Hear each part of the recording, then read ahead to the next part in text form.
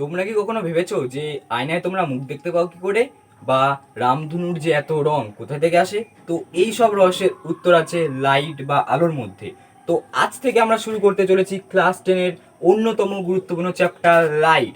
এই চ্যাপ্টার থেকে মাধ্যমিকে নিয়মিত প্রশ্ন আসে, তাই ক্লাসটাকে পুরোপুরি মনোযোগ সহকারে শেষ পর্যন্ত দেখবে। আর এই ক্লাসে আমরা আজকে জানবো, মানে এই অধ্যায় থেকে আমরা আজকে জানবো আলো কি, আলোর ধর্ম কি, আলোর প্রতিফলন প্রতিসরণ কি, এই সমস্ত ডিটেলস আজকে ভালোভাবে আমরা বুঝবো। তাই বেশি এখন কথা না বাড়িয়ে ক্লাসে যাওয়া যাক। দেখো, প্রথমে আমাদের জানতে হবে আলো কি। ঠিক আছে, দেখো ভালো করে বুঝবে।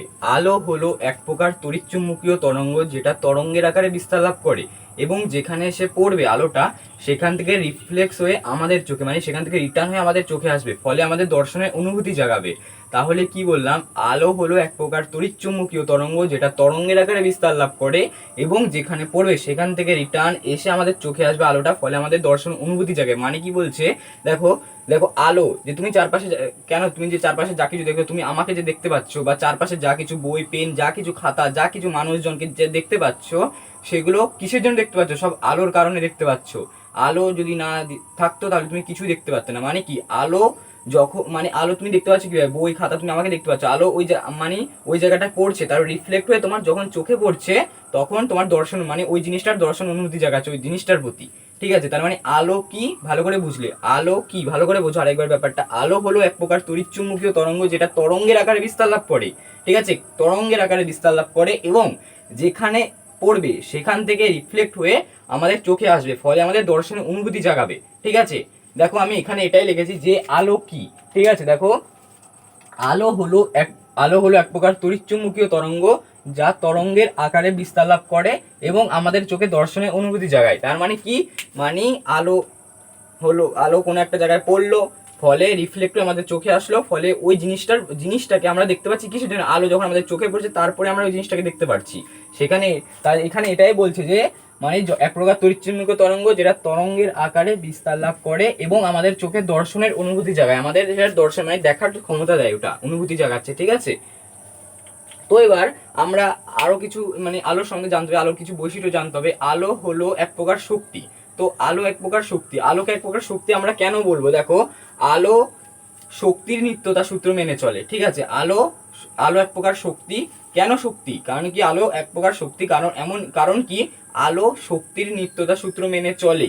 মানে আলোক শক্তি থেকে তুমি অন্য শক্তিতে রূপান্তরিত করতে পারবে, আবার অন্য শক্তি থেকে তুমি আবার আলোক শক্তিতেও রূপান্তরিত করতে পারবে।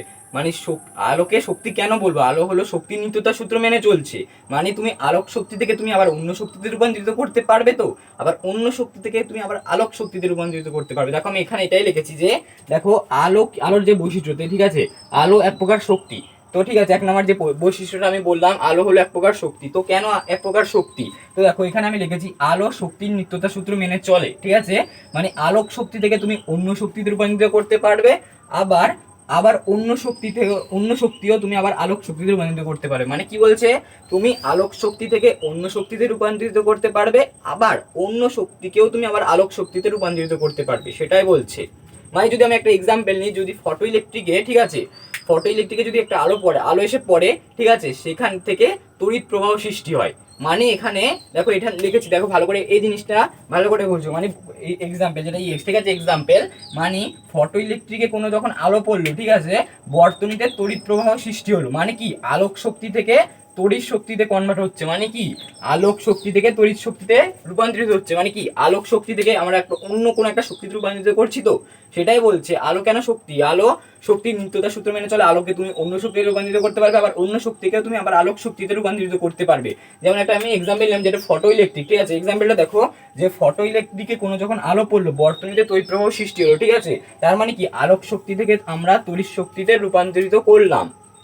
চলো এটা আমি প্র্যাকটিক্যালে ভালো করে বোঝাচ্ছি যে কিভাবে হচ্ছে যে আলো পড়ছে, তড়িৎ প্রবাহ সৃষ্টি হচ্ছে। তো কেন? দেখো, তড়িৎ প্রবাহ সৃষ্টি হলে একটা বাল্ব তো জ্বলবে।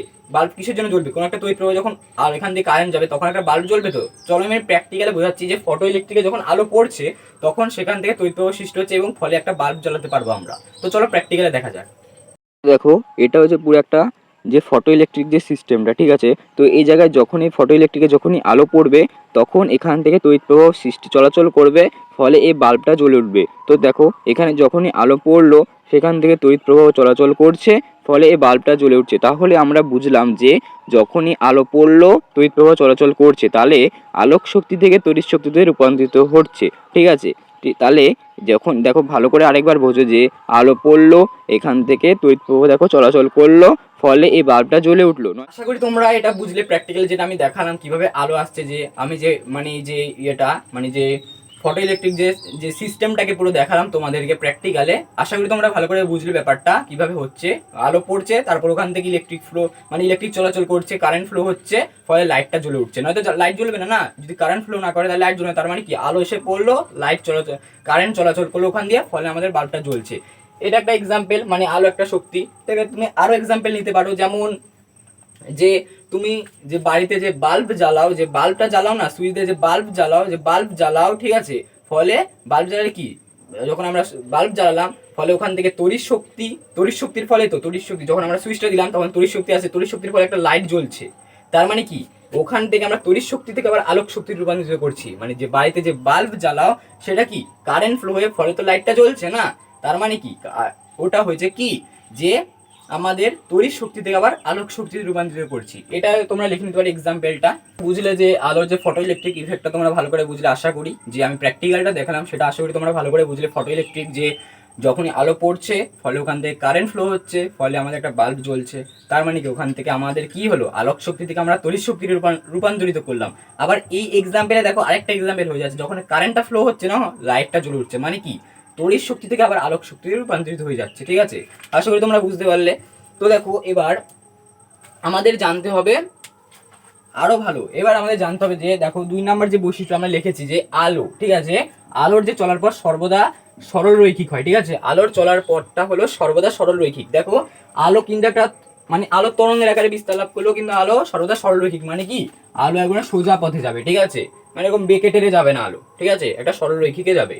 আর 3 নাম্বার পয়েন্টে দেখো আলোর ওই যে দ্বৈত ধর্ম, মানে ডুয়েল নেচার, ডুয়েল নেচার, ঠিক আছে, ডুয়েল নেচার যেটাকে বলে, আলোর মধ্যে তুমি দ্বৈত ধর্ম পাবে। ঠিক আছে, আলোর মধ্যে আলোর দ্বৈত ধর্ম আছে, মানে ডুয়েল নেচার আছে। মানে কি, আলোর মধ্যে তুমি কণা ধর্মও পাবে, আলোর মধ্যে তুমি তরঙ্গ ধর্ম পাবে। তার মানে কি, আলো আলো দ্বৈত ধর্ম, আলোর কি আছে, দ্বৈত ধর্ম আছে, মানে ডুয়েল নেচার আছে, ডুয়েল নেচার। ঠিক আছে, মানে কি, আলোর মধ্যে তুমি কণা ধর্ম পাবে, আলোর মধ্যে তুমি তরঙ্গ ধর্ম পাবে।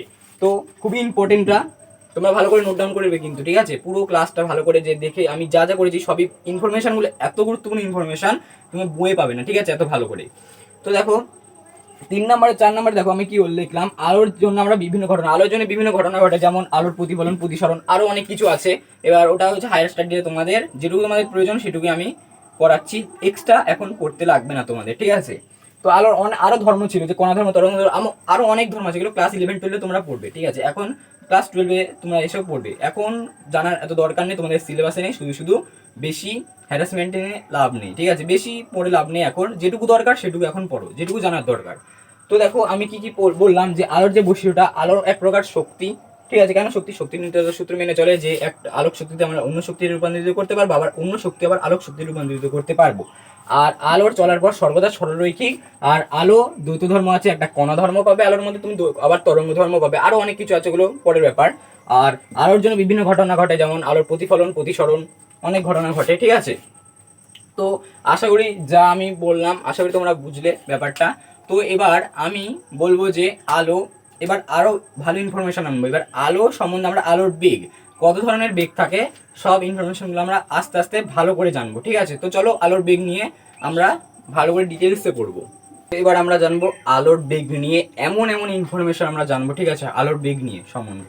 তো চলো প্রথমে আলোর যে বেগটা, তো দেখো আলোর যে বেগ সেটা হচ্ছে 3 × 10⁸ মিটার পার সেকেন্ড।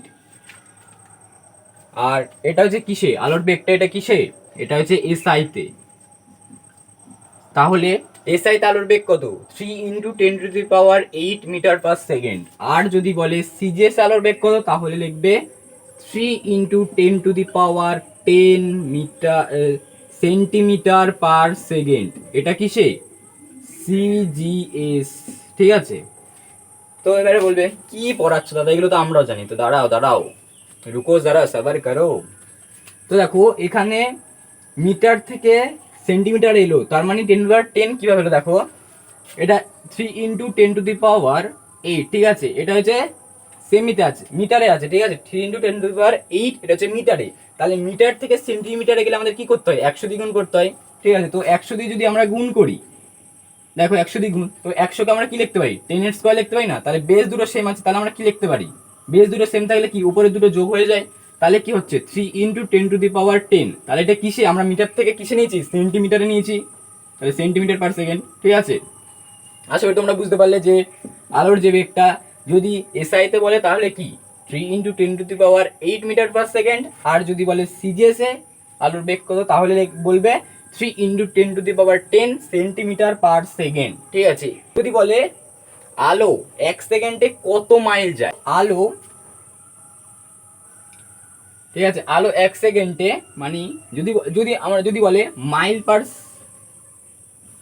যদি মাইল হিসাবে বলে, ঠিক আছে,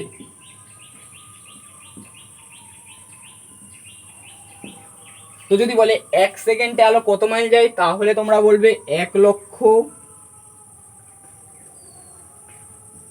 ঠিক আছে, 1,86,000 মাইল, ঠিক আছে।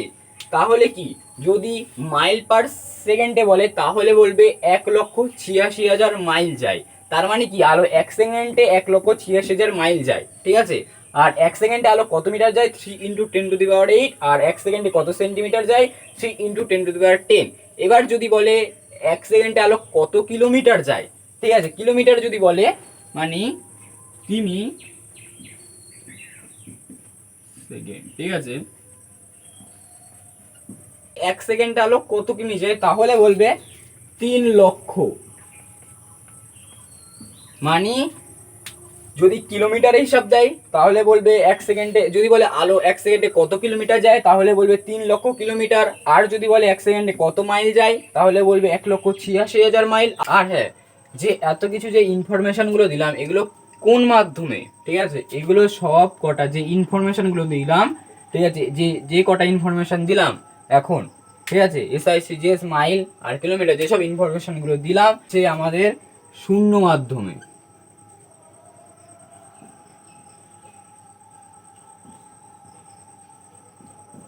ঠিক আছে, এগুলো সব হয়েছে আমাদের শূন্য মাধ্যমে যে ইনফরমেশনগুলো দিলাম, খুব ইম্পর্টেন্ট এটা। তাহলে আমরা যেসব ইনফরমেশনগুলো দিলাম বেগ নিয়ে, এগুলো কোন মাধ্যমে, এগুলো সব হয়েছে শূন্য মাধ্যমে আলোর বেগ, ঠিক আছে। তাহলে যেগুলো বললাম আলোর বেগ, তাহলে শূন্য মাধ্যমে আলোর বেগ যদি এসআইতে বলে তাহলে কি হবে 3 × 10⁸ মিটার/সেকেন্ড, যদি বলে সিজিএসে তাহলে 3 × 10⁻10 সেন্টিমিটার/সেকেন্ড, আর যদি বলে কিলো মাইলে পার সেকেন্ডে কত তাহলে বলবে 1,86,000 মাইল পার সেকেন্ড, আর যদি কিলোমিটার/সেকেন্ডে যদি বলে তাহলে বলবে 3,00,000 কিলোমিটার/সেকেন্ড। এগুলো এবার আমরা ইম্পর্টেন্ট আরেকটা জিনিস তোমাদের জানতে হবে যে আলোর প্রতিফলন, ঠিক আছে। এবার আমাদের জানতে হবে আলোর প্রতিফলন জিনিসটা কি। দেখো ভালো করে বোঝো, আলোর প্রতিফলন হয়েছে যে আলো কোন একটা মাধ্যম থেকে, ঠিক আছে, যখন কোনো মাধ্যম থেকে কোন একটা, ঠিক আছে, ধরো এই যে পেনটা, ঠিক আছে, কোন এক ধরো এই মাধ্যম উপরে কোনো একটা মাধ্যম থেকে পেনটা, এই পেন মানে এই মাধ্যম থেকে আলো এই পেনের উপর পড়লো, ঠিক আছে, এখানে পড়ে আবার মানে আলো যখন পেনের উপর পড়লো, যে যেখানে পড়বে আলো সেটা হচ্ছে প্রতিফলক তল, আর যে আবার সেখান থেকে রিফ্লেক্ট হয়ে আবার প্রথম মাধ্যমে ফিরে যাবে, ঠিক আছে। মানে আলো কোনো একটা যেখানে এসে পড়বে সেটাকে প্রতিফলক তল বলে, ঠিক আছে। এটা ভালো করে, প্রতিফলক তল জিনিসটা কি, মানে যেখানে আলো পড়বে তাকে বলা হয় প্রতিফলক তল। এখানে তোমার বুঝতে হবে, এত কিছু বুঝতে হবে না, তোমাকে শুধু এটাই বোঝো যে প্রতিফলক তল কি। প্রতিফলক তল হয়েছে যে আলো যেখানে এসে পড়বে, মানে যেখানে পড়ছে এই পেনের উপর পড়ছে তো এই পেনটাই হচ্ছে প্রতিফলক তল, ঠিক আছে, প্রতিফলক তলের মতো আচরণ করছে, মানে এই পেনটা, মানে আলো যেখানে এসে পড়লো তাকে বলে প্রতিফলক তল, আবার যে আবার প্রথম মাধ্যমে ফিরে যাবে, আলো এসে এখানে রিফ্লেক্ট হয়ে আবার প্রথম মাধ্যমে ফিরে যাবে, মানে কি আলো যখন আসছে তাকে বলে আপাতিত রশ্মি, আর যেখানে পড়ছে তাকে বলে প্রতিফলক তল, আবার যেখান থেকে এসে ফিরে যাবে তাকে বলে প্রতিফলিত রশ্মি। তাহলে ঠিক আছে, মানে এটাই তোমাদের এত কিছু লাগবে না, তোমাদের শুধু জানো যে প্রতিফলক তল কি, মানে যেখানে এসে আলো পড়লো তাকে বলে প্রতিফলক তল, ঠিক আছে। তো এবার আমরা আস্তে করে আলোর প্রতিফলন থেকে, আলোর যে প্রতিফলন থেকে আস্তে করে আমরা চলে যাব দর্পণে, ঠিক আছে। আমরা এবার দর্পণ সম্বন্ধে ভালো ডিটেলসে বিস্তারিত সব জানবো, দর্পণটা, ঠিক আছে। তো দেখো মনোযোগ সহকারে দেখো, ঠিক আছে। তো দেখো দর্পণ, দর্পণ যেটা, ঠিক আছে, সেটা সাধারণত দুভাগে ভাগ করা হয়। অনেকে বলবে না 3 ভাগে, না, দর্পণ মেনলি দু ভাগে ভাগ করা হয়। একটা হলো সমতল দর্পণ,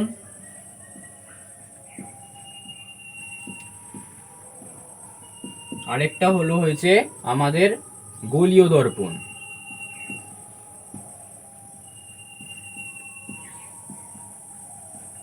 তাহলে দর্পণকে কটি ভাগে ভাগ করা হয়?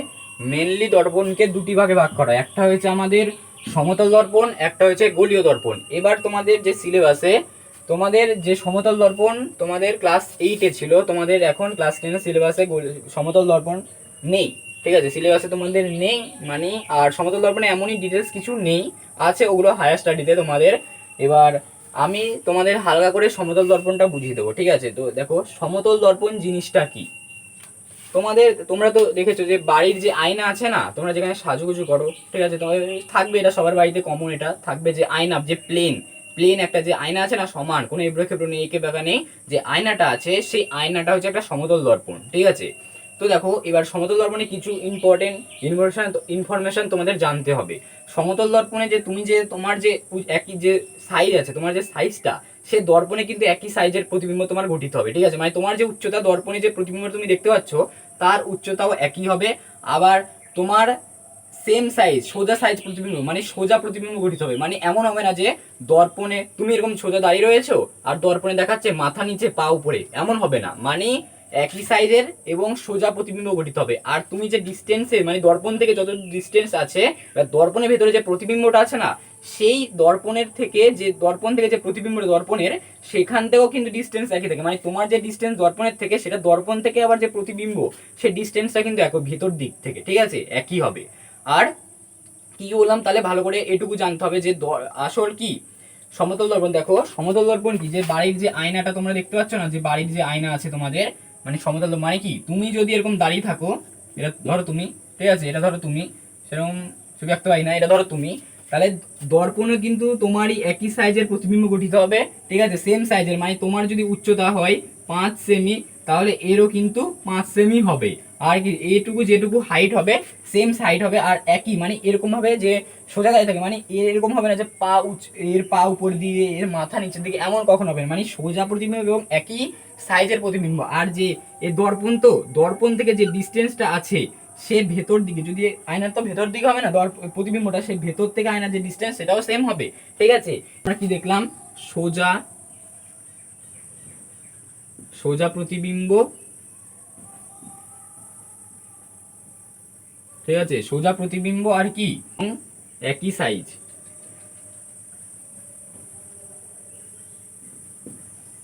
তাহলে কি একই সাইজের প্রতিবিম্ব এবং সোজা প্রতিবিম্ব গঠিত হবে, এবং একই দূরত্বেও কিন্তু ডিস্টেন্সটাও কিন্তু একই থাকবে।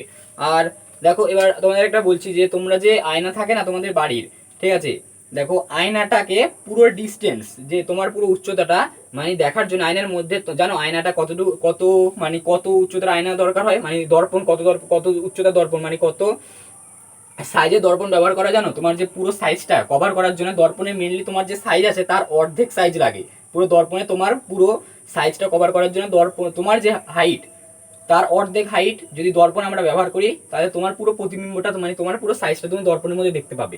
তার জন্য আমাদের যে ব্যবসায়িকরা, যে বড় বড় যে কোম্পানিরা যে সব যেগুলো বানায়, মানে ওরা ভেবে রেখেছে যে ইন্ডিয়াতে মানে ম্যাক্সিমাম, মানে যে এভারেজ যে সাইজের মানে উচ্চতা যেটা আছে মানুষের, সে উচ্চতায় ওরা অর্ধেক উচ্চতায়, মানে যেগুলো দেখবে শোকেস অনেক কিছু থাকে না তোমাদের বাড়িতে, যে আলমারি অনেক কিছু থাকে সাজুগুজু করার, যে আয়নাগুলো দেখবে ওগুলো মানে এমন একটা উচ্চতায় তৈরি করা হয়, যেটা তুমি অনেকে দেখবে পুরো শরীরটা দেখা যায় না, অনেকে পুরো উচ্চতা দেখা যায়। ওটা কি করে ওরা, মানে ইন্ডিয়াতে যে এভারেজ যে হাইট আছে, মানুষের এভারেজ যে একটা হাইট থাকে, সেই এভারেজ হাইটের অর্ধেক কাজ তারা অর্ধেক প্রতিবিম্ব নিয়ে সেটা এরকম লাগিয়ে দেয়। আমাদের যে শোকেস অনেক কিছু সাজুগুজু জিনিস থাকে যেটাই, সেগুলো লাগিয়ে দেয়, ফলে তুমি পুরো শরীরটা দেখতে পাবে, মানে পুরো তোমার যে বডিটা পুরো দেখতে পারবে।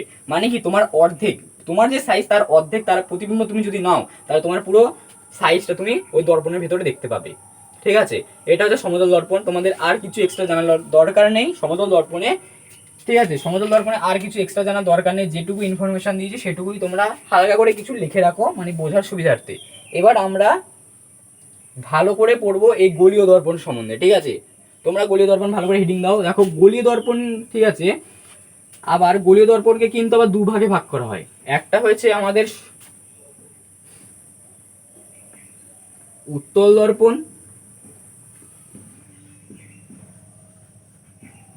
একটা হয়েছে অবতল দর্পণ।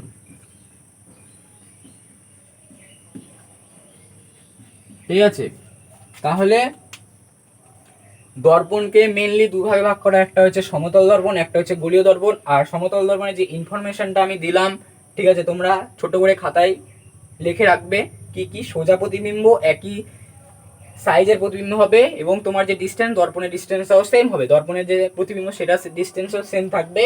আর গোলীয় দর্পণ কি, গোলীয় দর্পণকে আবার দুভাগে ভাগ করে, একটা হচ্ছে উত্তল দর্পণ, একটা হচ্ছে অবতল দর্পণ। এবার তোমরা খাতার মধ্যে হেডিং করো দর্পণ আর লেখায় রাখো গোলীয় দর্পণ। এবার আমরা জানবো গোলীয় দর্পণ জিনিসটা কি। ঠিক আছে, এটা তো উত্তল অবতল এটা পরে আসছি আমরা, প্রথমে আমাদের জানতে হবে গোলীয় দর্পণ জিনিসটা কি। ঠিক আছে, তো চলো গোলীয় দর্পণ জিনিসটা ভালো করে বোঝা যাক। বললাম তোমরা হেডিং করবে গোলীয় দর্পণ। ঠিক আছে, গোলীয় দর্পণ জিনিসটা আমরা ভালো করে বুঝবো। দেখো যে গোলীয় দর্পণ জিনিসটা কি, আমি আগে তোমাদের প্রথম যেটা বললাম, যেটা বেগের পরে, যেটা বেগের ইনফরমেশন দেওয়ার পর কি বললাম, প্রতিফলক তলটা কি, যে পেন দিয়ে একটা উদাহরণ দিলাম যে আলো যখন পড়ছে, যেখানে পড়ছে তাকে বলে প্রতিফলক তল। ঠিক আছে, তাহলে এটা তোমরা মনে রাখবে, মানে যেখানে আলো পড়ছে সেটা হচ্ছে প্রতিফলক তল। তাহলে পেনের মধ্যে বলছে পেন একটা প্রতিফলক তল। ঠিক আছে, তো গোলীয় দর্পণ কি, দেখো গোলীয় দর্পণ হলো কোনো প্রতিফলক তল যদি কোনো একটা ফাঁপা গোলকের অংশ হয়। ঠিক আছে, কোনো প্রতিফলক তল যদি একটা ফাঁপা গোলক, বৃত্ত নয় কিন্তু, এখানে সবাই বলি ভাই বৃত্ত নয় কিন্তু গোলক। গোলকটা কি, যেমন ফুটবল, একটা ফুটবল উদাহরণ যে গোলক। ঠিক আছে, গোলক হচ্ছে 3D আর বৃত্ত হচ্ছে 2D। ঠিক আছে, এটা মাথায় রাখবে সবসময়। তাহলে কোনো প্রতিফলক তল যদি কোনো ফাঁপা গোলকের অংশ হয় তবে তাকে গোলীয় দর্পণ বলবো। ঠিক আছে, দেখো ভালো করে বোঝাচ্ছি। দেখো ধরো একটা এটা গোলীয় গোলক। ঠিক আছে, এটা একটা গোলক। ঠিক আছে, একটা গোলক।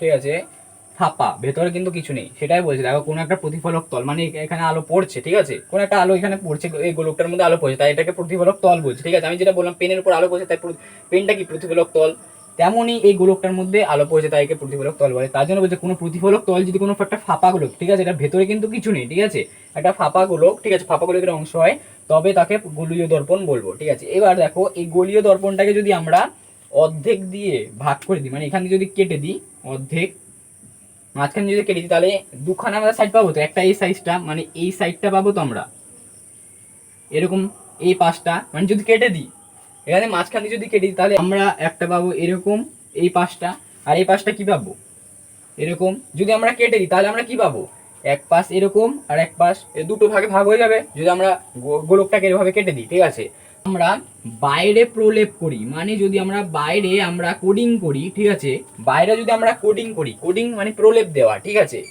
প্রলেপ। ঠিক আছে, যদি বাইরে প্রলেপ দেওয়া হয়, ঠিক আছে, তাহলে বাইরে প্রলেপ দিলে কি, দেখো তোমাদের কাচ, যেটা সমতল দর্পণ আমি বললাম, সমতল দর্পণে যে সোজা কাচ, পেছনে দেখবে একটা কি একটা প্রলেপ দেওয়া থাকে, তবে কালো করে একটা কি একটা প্রলেপ দেওয়া থাকে, মানে ওর ফলে কি আলো আর সেখানে যাচ্ছে না, মানে সেখানে আর পড়ছে না আলোটা। তেমনি যদি আমরা বাইরে প্রলেপ দিই, ঠিক আছে, প্রলেপ দিলে সেখানে আলো কিন্তু আলো আর আসবে না, মানে তখন আলো কি ভেতর দিয়ে আলো পড়বে। ঠিক আছে, ভেতর দিয়ে আলো আসবে, মানে যখন আলো ভেতর দিয়ে আসবে এবং বাইরে প্রলেপ থাকবে তখন সেটা কোন দর্পণের উদাহরণ, সেটা হচ্ছে অবতল দর্পণের উদাহরণ। ঠিক আছে,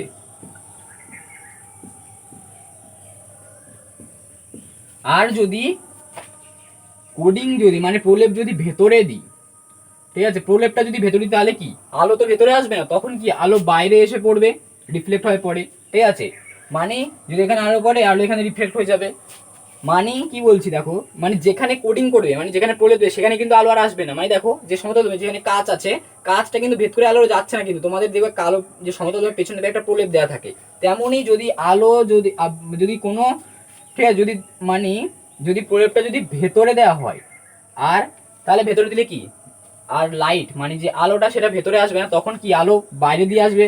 যদি বাইরে দিয়ে আসে তখন আলো যখন বাইরে দিয়ে আসবে এবং ভেতরে প্রলেপ দেওয়া থাকবে তখন সেটা হয়েছে আমাদের উত্তল দর্পণ উদাহরণ। ঠিক আছে, এটা হচ্ছে উত্তল দর্পণ। তাহলে কি উত্তল আর অবতল জিনিসটা বুঝলে, যে এটা গোলীয় দর্পণের বললাম, আর গোলীয় দর্পণ দুটি ভাগ, একটা হচ্ছে উত্তল দর্পণ, একটা অবতল দর্পণ। অবতল দর্পণ কি, হ্যাঁ সেটা হয়েছে যদি কোডিং মানে যদি কোডিং করা হয়, যদি আমাদের প্রলেপ দিই মানে হ্যাঁ প্রলেপ যদি বাইরে দেওয়া হয় তাহলে সেটাকে অবতল দর্পণ বলে। এটাই শুধু মাথায় রাখো যে যদি কোডিং বাইরে দেয় সেটাকে অবতল দর্পণ বলবে, আর যদি কোডিং ভেতরে দেওয়া হয় সেটাকে উত্তল দর্পণ বলবে। আর যদি কোডিং যে এবারে সেটা মনে রাখবে যেখানে কোডিং দেওয়া হয়, ঠিক আছে, যেখানে প্রলেপ দেওয়া হয় এটা ভালো লিখে রাখবে, যেখানে প্রলেপ দেওয়া হয় এখানে আলো পৌঁছায় না, কিন্তু আলো পৌঁছায় না মানে যেখানে তুমি কোডিং করে সেখানে কিন্তু আলো যাবে না। মানে কি যদি কোডিং বাইরে করা হয় এবং আলো যদি ভেতরে পড়ে সেটা হচ্ছে আমাদের অবতল দর্পণ। মানে কি তোমরা যে বাটি, একটা বাটির যদি এক্সাম্পল নিই, ঠিক আছে, বাটি কি যেরকম গোল যেখানে তরকারি রাখো সেটা যেখানে যদি আলো পড়ে সেটা হচ্ছে অবতল দর্পণ, আর বাটির উপর পাশটা সেটা হচ্ছে উত্তল দর্পণ। মানে কি এখানে এরকম বাটি থাকে তো এরকম গোল, সেখানে ভেতরটা হচ্ছে আলো যদি পড়ে সেটা হচ্ছে অবতল দর্পণ উদাহরণ, আর যদি বাইরে যে বাইরের বাটির যে বাইরের দিকটা সেটা হচ্ছে আমাদের উত্তল দর্পণ উদাহরণ। তার মানে এটাই তুমি মাথায় রাখো, যদি বাইরে কোডিং করা এবং আলো যদি মানে সেটাই কোডিংটাও মাথায় যদি না রাখো তাহলে দর্পণ বলবে। মানে ভেতরে আলো পড়লে সেটা অবতল দর্পণ, তার মানে ভেতরে আলো যদি পড়ে তাহলে কোডিং কোথায় থাকে, বাইরে থাকবে, ঠিক আছে। আর মনে রাখবে যদি বাইরে আলো পড়ে সেটাকে উত্তল দর্পণ বলে, তো যদি বাইরে আলো পড়ে তাহলে কি কোডিং কোথায় থাকবে, ভেতরে থাকবে, এটাই মাথায় রাখবে। তাহলে কি উত্তল দর্পণ আর অবতল দর্পণ ব্যাপারটা বুঝতে পারলে। দেখো আমি আরেকবার, গলি দর্পণ কি কোনো প্রতিফলক তল, একটা প্রতিফলক তল মানে কি যেখানে আলো পড়ে সেটাকে প্রতিফলক তল বলবো আমরা। আর প্রতিফলক তলটা যদি কোনো একটা ফাঁপা গোলকের অংশ হয় তবে তাকে একটা গলীয় দর্পণ বলো। আর গলীয় দর্পণ কি যদি মাঝখানে আমরা ভাগ করি, মাঝখানে যদি আমরা কেটি তাহলে দুটো অংশ পাবো, একটা এই পাশ একটা এই পাশ পাবো। উত্তল দর্পণ কি যদি আমরা ভেতরে কোডিং করি তাহলে আমাদের আলো ভেতরে আর আসবে না, তখন আলো বাইরে দিয়ে রিফ্লেক্ট বেরোবে, সেটাকে আমরা উত্তল দর্পণ বলছি। আর যদি বাইরে আমরা কোডিং করি, ঠিক আছে, তাহলে আলো ভেতরে পৌঁছাবে, আলো ভেতর দিয়ে যদি রিফ্লেক্ট আবার আসে সেটাকে আমরা বলবো অবতল দর্পণ। আর যেখানে প্রলেপ দেবো কিন্তু সেখানে কিন্তু এটা ইম্পর্টেন্ট, খুবই ইম্পর্টেন্ট, যেখানে প্রলেপ দেবো সেখানে কিন্তু আলো পৌঁছাবে না, ঠিক আছে, আলো আসবেও না সেখানে, ঠিক আছে। তো এবার তোমাদের জানো যে প্রলেপ, আমি যে কোডিং এর কথাটা বারবার কোডিং দিচ্ছি, কোডিং দিচ্ছি, ঠিক আছে, কোডিং করা হয় যেটা প্রলেপ দেওয়া হয় সেটা কিসের প্রলেপ দেওয়া হয় সেটা তো জানতে হবে না। প্রলেপটা দেওয়া হয় আমাদের রূপোর প্রলেপ, এটা লিখে রাখবে যে আমরা যে, ঠিক আছে, যে প্রলেপটা দেওয়া হচ্ছে প্রলেপটা দেওয়া হয় আমাদের রূপোর, ঠিক আছে। এবার রূপকে রক্ষা করার জন্য আমাদের কিছু মেশানো হয়, ঠিক আছে। তোমাদের যে বাইরে যে সমতল দর্পণ যেটা বললাম তোমাদের বাড়ির যে কাছের পেছনে দেবে রূপোর প্রলেপ দেওয়া থাকে, ওটা হচ্ছে প্রলেপটা যেটা কিসে দেওয়া থাকে, রূপোর প্রলেপ। এবার দেখো রূপকে রক্ষা করার জন্য আমাদের কিছু মেশানো রূপোর মধ্যে, সেটা কি দেওয়া হয়, সেটা রক্ষা করার জন্য, ঠিক আছে, মানে রূপকে রক্ষা করার জন্য।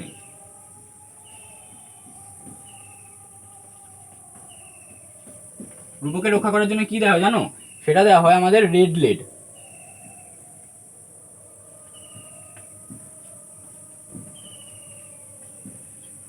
রেড লেডের প্রলেপ দেওয়া হয়, ঠিক আছে। মানে কি যে প্রলেপ দেওয়া হয় সেটা হচ্ছে আমাদের প্রলেপটা দেওয়া হয় রূপোর প্রলেপ। আর যে রূপোর প্রলেপকে রক্ষা করার জন্য কি মেশানো হয় সেটা হচ্ছে রেড লেড। রেড লেডের যদি সংকেত যদি জিজ্ঞাসা করে, ঠিক আছে, রেড লেডের সংকেত কি, রেড লেডের সংকেত হলো PB3O4, ঠিক আছে, রেড লেডের সংকেত হয়েছে PB3O4। তাহলে আমরা কি যে কি বুঝলাম, যে কি জানলাম, যে যে বাইরে যে কোডিং করা হয় সেই কোডিংটা কি কি কিসের কোডিং করা হয় সেটা হচ্ছে রূপোর প্রলেপ দেওয়া হয়। প্রলেপটা কিসের দেওয়া হয় সেটা রূপোর। এবার রূপোকে রক্ষা করার জন্য কি মেশানো হয়, রেড লেড, ঠিক আছে। রেড লেডের সংকেত যদি জিজ্ঞাসা করে তাহলে কি লিখবে, PB3O4 হচ্ছে রেড লেডের সংকেত। তাহলে আমি আরেকবার বলছি, দেখো তাহলে গলীয় দর্পণ কি, গলীয় দর্পণ হলো কোনো প্রতিফলক তল যদি কোনো গোলকের অংশ হয় তাকে গলীয় দর্পণ বলবো। আর যে এই গোলকটা আছে এখানে আলো পড়েছে তাইকে প্রতিফলক তল বলবো। যখন আমরা এটাকে কাটবো, ঠিক আছে, ভাগ করবো দুটি ভাগে, তাহলে একটা এই পাশ পাবো, একটা দুটো অংশ, এই অংশ একটা পাবো, এই অংশ পাবো। যদি বাইরে প্রলেপ করি তাহলে আলো ভেতরে আসবে, আর আলো ভেতরে আসে সেটাকে আমরা বলবো অবতল দর্পণ। আর যদি ভেতরে কোডিং করি এবং আলো বাইরে আসে রিফ্লেক্ট হচ্ছে তখন তাকে বলে উত্তল দর্পণ, ঠিক আছে। আর যে বাইরে আর যেখানে প্রলেপ দেওয়া হয় সেখানে কিন্তু আলো পৌঁছাবে না, সেটাই। আর যে প্রলেপটা দেওয়া হয় সেটা হচ্ছে রূপোর প্রলেপ। আর রূপকে রক্ষা করার জন্য আমাদের কি মেশানো হয়, রেড লেড। রেড লেডে যদি সংকেত জিজ্ঞাসা করে তাহলে বলবে PB3O4। এই পুরো ডিটেলস আমি ভালো করে বুঝিয়ে দিলাম, আশা করি তোমরা বুঝলে। এবার তোমরা খাতার মধ্যে হিডিং করো গলীয় দর্পণ। এবার 1 নাম্বার দাও, আমরা প্রথমে জানবো অবতল দর্পণ সম্বন্ধে, ঠিক আছে, 1 নম্বর অবতল দর্পণ, 2 নম্বর আমরা জানবো উত্তল দর্পণ। তাহলে তোমরা খাতার মধ্যে হেডিং করো গলীয় দর্পণ বলে অবতল দর্পণ 1 নম্বর দিয়ে হেডিং করো তোমরা। অবতল দর্পণ কি, অবতল দর্পণ কি সেটা আমাদের জানতে হবে। তাহলে অবতল দর্পণ হলো যে কোনো গলীয় দর্পণের ভেতরে, ঠিক আছে, কোনো গলীয় দর্পণের, ঠিক আছে, গলীয় দর্পণের যে ভেতরের পৃষ্ঠটা প্রতিফলক তলের মতো, যেটা আমি বললাম প্রতিফলক তলের মতো আচরণ করে এবং বাইরের দিকে, মানে কি অবতল দর্পণে কি বাইরের দিকে কোটিং করা, ভেতরে আলো পড়ছে, তার মানে যেখানে আলো পড়ছে সেটা হচ্ছে প্রতিফলক তল। তাই সেটাই বলছি, দেখো কোনো গলীয় দর্পণের ভেতরের পৃষ্ঠে প্রতিফলক তলের মতো আচরণ করছে, মানে ভেতর পৃষ্ঠের প্রতিফলক তলের মতো কখন আচরণ করবে, যেখানে যদি আলো পড়ে, মানে যেখানে আলো পড়ে সেটাকে বললাম আমি প্রতিফলক তল। তাহলে এটাই দেখো অবতল দর্পণে কি, যদি বলে অবতল দর্পণ কাকে বলে, অবতল দর্পণ কি, তাহলে ভেতরের পৃষ্ঠ প্রতিফলক তলের মতো আচরণ করে এবং বাইরের দিকে যেটা প্রলেপ দেওয়া থাকে, রেড লেডের প্রলেপ, মানে সোনার উপর তার রূপকের অক্ষর হচ্ছে রেড লেড PB3O4 প্রলেপ দেওয়া হয়, দেওয়া থাকে, তাকে অবতল দর্পণ বলবো, ঠিক আছে, অবতল দর্পণ বলে। এবার অবতল দর্পণে কিছু যেগুলো ব্যবহার আমরা করি, অবতল দর্পণে কোথায় কোথায় আমরা ব্যবহার করি সেটা আমাদের জানতে হবে। দেখো অবতল দর্পণে কোথায় কোথায় ব্যবহার হয়, টর্চ লাইটে ব্যবহার হয়, ঠিক আছে, হেডলাইট ব্যবহার হয়, সার্চ লাইটে ব্যবহার হয়, দাঁতের ডাক্তারে ব্যবহার হয়, ঠিক আছে, দাঁতে বা গলার ডাক চিকিৎসার সময় আমাদের যে অবতল ব্যবহার করা হয়। আর দাড়ি কামানো, যে দাড়ি কামাই আমরা দাড়িগুলো যে কাটি, অবতল দর্পণ ব্যবহার করা হয়। সোলার কুকার, দূরবীন, সৌরবিকিরণ যন্ত্রে ইত্যাদি ইত্যাদি যন্ত্রে আমাদের এই অবতল দর্পণ ব্যবহার করা হয়। এবার দেখো এগুলো খুবই, যে ব্যবহারগুলো খুবই মাধ্যমিকে, মানে প্রতিবারই MCQ যে কোনো প্রশ্নের মধ্যে এগুলো তুমি পাবে, মানে এগুলো তুমি পাবে, যে ব্যবহারগুলো তুমি পাবে। অবতল দর্পণ বা উত্তল দর্পণ থেকে প্রতি বছরই প্রশ্ন আসবে ব্যবহারটা, মানে যদি বলে অবতল দর্পণের একটি ব্যবহার লেখো বা উত্তল দর্পণের একটি ব্যবহার, বা ওই দ্বারা এটা কি অবতল দর্পণের, মানে যদি যেটা হেডলাইট এটা কি কোন দর্পণের উদাহরণ, এরকম প্রতিবারই প্রশ্ন আসে, খুবই ইম্পর্টেন্ট। এগুলো পারলে এগুলো ভালো মুখস্থ করে রাখবে। আর যারা বুদ্ধি দিয়ে বুঝে মুখস্থ করে, তারা আর মুখস্থ করার দরকার নেই, তারা তো জানবে কোনটা কি কাজে লাগে। দেখো আমি সেরকম বুঝিয়ে দেবো কোন, তাহলে তোমাদের আর মুখস্থ করার প্রয়োজন হবে না। এবার যদি যারা বুঝতে নাও পারতে পারো তাহলে তারা কি করে মুখস্থ করে না, কারণ খুবই ইম্পর্টেন্ট এগুলো। বলবো যে মুখস্থ করো না, বলবো যে মুখস্থ করো না, আমি বুঝিয়ে দিচ্ছি, তাহলে তুমি বুঝে যাবে যে এটারই উদাহরণ, এটার জন্য বলছে, ব্যবহার হচ্ছে কিসের জন্য সেটা আমরা জানবো, ঠিক আছে। তো দেখো টর্চ লাইটটা কি, যখন আমরা টর্চ লাইট জ্বালাই তখন কি একটা, একটা উত্তল আর অবতল দর্পণ সম্বন্ধে আগে জানতে হবে।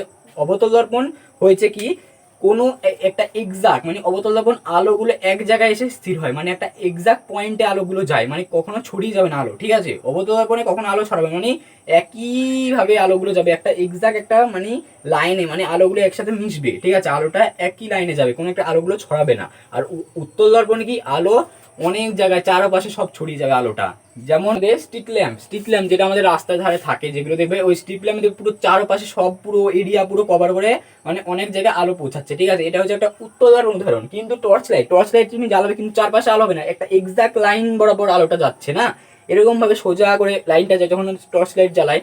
তাহলে কি অবতল দর্পণ কখনো ছড়াবে না, অবতল দর্পণ সবসময় আলোক রশ্মিগুলোকে একগুচ্ছ করে, ঠিক আছে, আলোক রশ্মিগুলোকে একই লাইনে একগুচ্ছ করে দেয়, এক জায়গায় ফোকাস করে দেয় অবতল দর্পণ। উত্তল দর্পণ কি চারিদিকে ছড়িয়ে দেয় আলোকে, তার জন্য অবতল দর্পণকে আমরা বলবো অভিসারী, অভিসারী করে দিচ্ছে, আলোগুলোকে এক জায়গায় একটা পয়েন্টে নিয়ে যাচ্ছে, ঠিক আছে, অবতল দর্পণ। তার জন্য অবতল দর্পণকে পরীক্ষায় প্রশ্ন আসতে পারে এরকম ভাবে, অবতল দর্পণ কি অভিসারী না অপসারী, ঠিক আছে, তাহলে বলবে অবতল দর্পণ সবসময়, অবতল দর্পণ কি এক জায়গায় আলোগুলো একটা ভ্যালু একটা পয়েন্টে এক্সাক্ট একটা পয়েন্টে নিয়ে যাচ্ছে অবতল দর্পণ, ঠিক আছে, তার জন্য অবতল দর্পণ অভিসারী, অভিসারী করছে, ছোট করে দিচ্ছে, ঠিক আছে।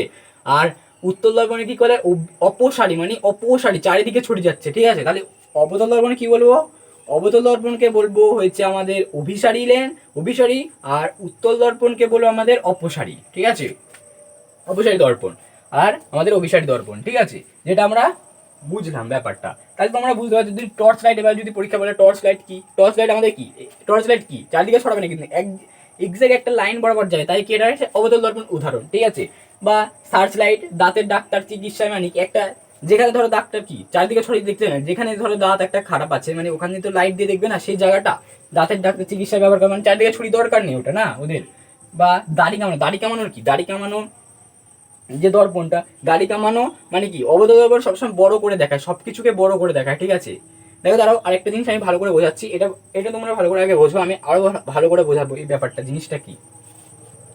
দাড়ি কামানোর কাজে সোলার কুকার বা দূরবীন বিভিন্ন যন্ত্রে আমাদের এই অবতল দর্পণ ব্যবহার হয়। এবার আমরা উত্তল দর্পণ সম্বন্ধে জানবো। উত্তল দর্পণ কি কোনো গলীয় দর্পণের বাইরের পৃষ্ঠে, ঠিক আছে, বাইরের পৃষ্ঠটা যদি কি বললাম উত্তল দর্পণের ক্ষেত্রে কি বাইরের দিকে আলো পড়ে, ঠিক আছে, তার ওখানে যদি আলো পড়ে তাহলে ওটা কি বলবো প্রতিফলক তল, তাহলে বাইরের পৃষ্ঠে প্রতিফলক তলের মতো আচরণ করে এবং ভেতরের দিকে প্রলেপ দেওয়া হয়, প্রলেপ দেওয়া থাকে, তাই তাকে উত্তল দর্পণ বলবো, ঠিক আছে। তাহলে কি ভেতরের দিকে প্রলেপ দেওয়া হয় আর কি বাইরে আলো পড়ছে, তাই সেটাকে আমি কি বললাম, উত্তল দর্পণ, ঠিক আছে।